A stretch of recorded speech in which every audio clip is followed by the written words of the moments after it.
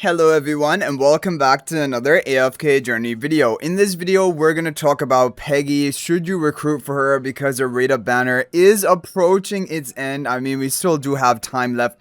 But basically, we have seen enough to decide, is Peggy an important hero to be pulling on your account? Or is it a hero that, you could potentially skip and build in the future? So what I'm going to lead it off with is I'm going to show you the Dream Realm performance over the 8 different bosses. Even today in Endless Difficulty of Doom Scourge, we did see that Peggy was very good. The all-time top team is going to be a Lamentis team with Peggy, of course. However, if you don't even have Lamentis, the next best team option was also a Peggy Summoner team. And so she is the best for Doom Scourge, whether you have Lamentis or not, making her very important. And this is going to be true even in Endless Difficulty. Pre-Endless it was as well. When we look at the other bosses, Lady Starfallen is a boss where Peggy is very good for because she has not only healing, but she has high damage reduction, which is really good for keeping your star core basically healthy. It has a lot of value. On top of all of this, Peggy also has like range damage amplification, melee damage amplification, and that always has some usage in Dream Realm as well. And so actually, it's kind of crazy because the top team is using Peggy and not even using Eevee anymore. And we thought Eevee was the best for Lady Starfallen, but she has actually been replaced, at least for right now. In Endless Difficulty, she may be back. I don't know. But Peggy is doing very well in Lady Starfallen. She is the top option. For the other bosses now, Sarathiel, only if you have Lamentis. And like, honestly, guys, if you have Lamentis, you also do have Peggy. Let's face it. I mean, if you're gonna... Lamentis has been one of the very luxury heroes to recruit for. And so I'm assuming those people already have Peggy built. But there's great synergy between Peggy and Lamentis, of course. But if you don't have Lamentis, Peggy is not in the top for Sarathiel. So like, standalone, Peggy is not necessarily in the top for that boss. Elucia, she wasn't in there. She wasn't really fitting. And so it probably will not be in Elucia, most likely. Midnight Harvester, no, she doesn't fit into the top comps. Endless Difficulty, very unlikely either. King Croaker, she's only there because of Lamentis again. Like, if you're not running Lamentis, there's not really any point. You're not going to be running Peggy at all. You're going to be running one of these Grinith teams or Zany teams.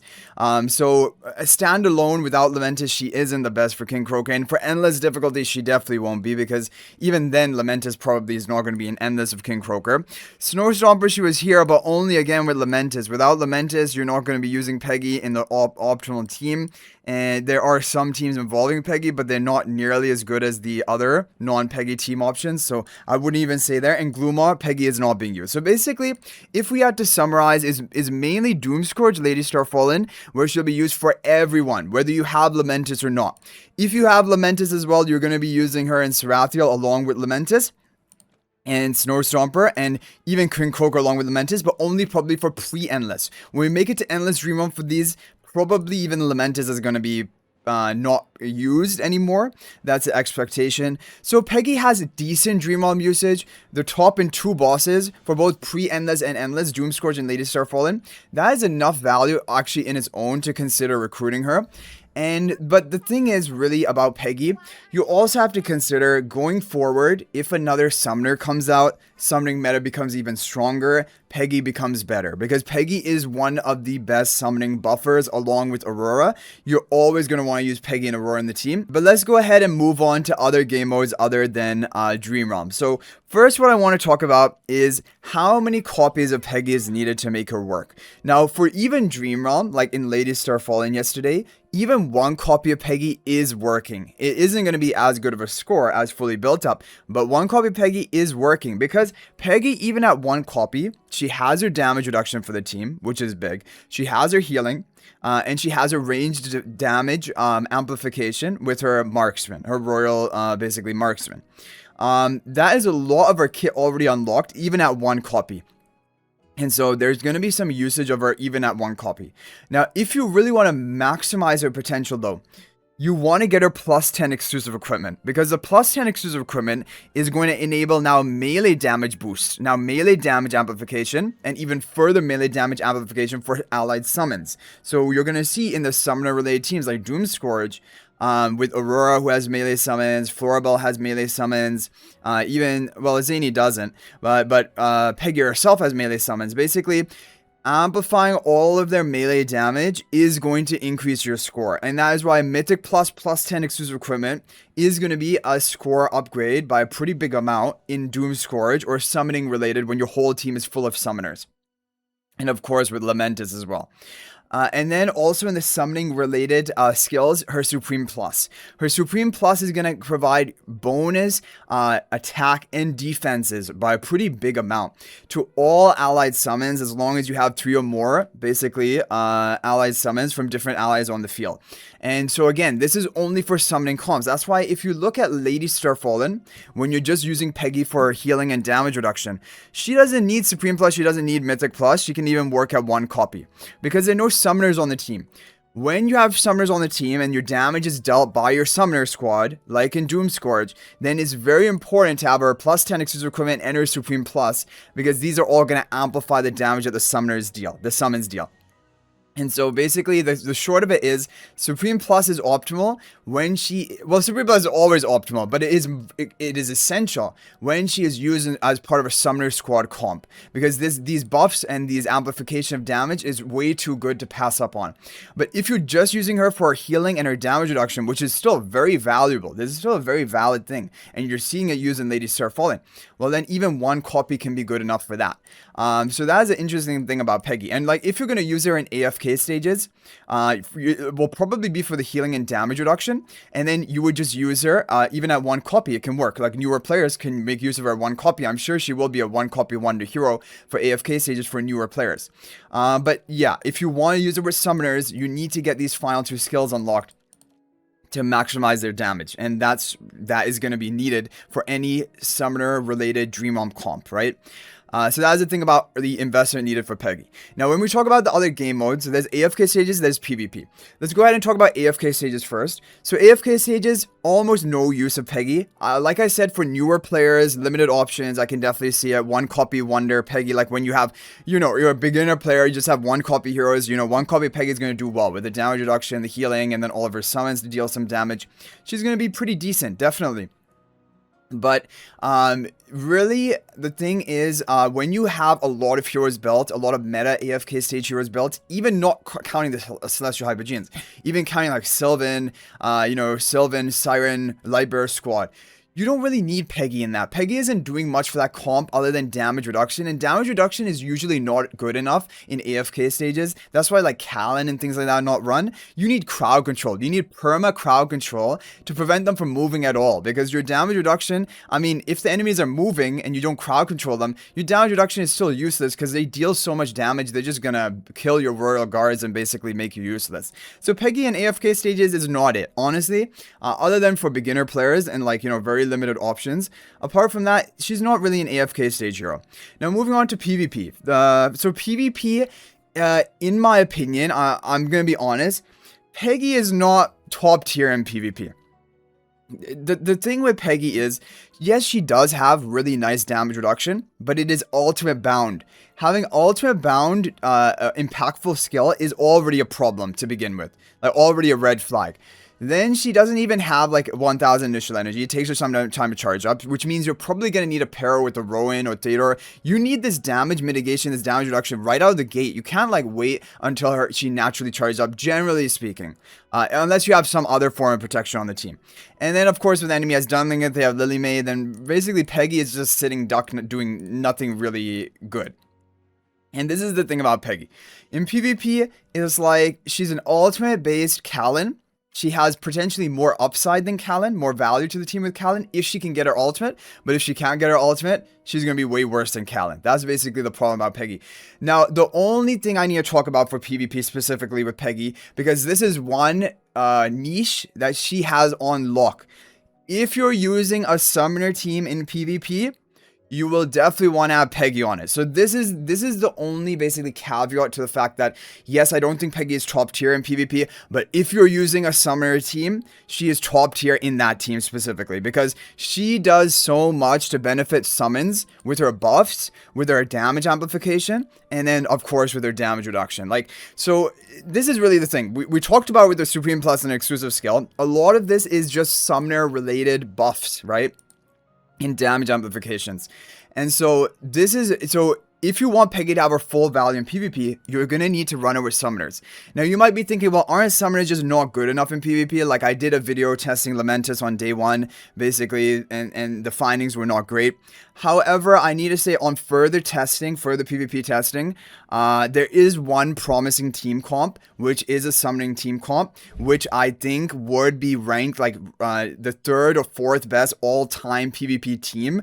Like we know that Alna Sylphira number 1, we know that Gunnar Gwyneth are number 2, and then number 3 could be Saida Contest or it could be Peggy Lamentis. I have a team comp that is actually up there in terms of value, right? And I will be making a video like actually talking about it. I'm saving it for the semifinals or finals to actually bring it out. But basically what I'm saying is, in a summoning related comp, there is no hero as good as Peggy to run that comp. And Peggy does great in a comp like that. And the thing is, if more powerful summoners come out in the future, for PvP specifically, Peggy is only her stocks are gonna increase.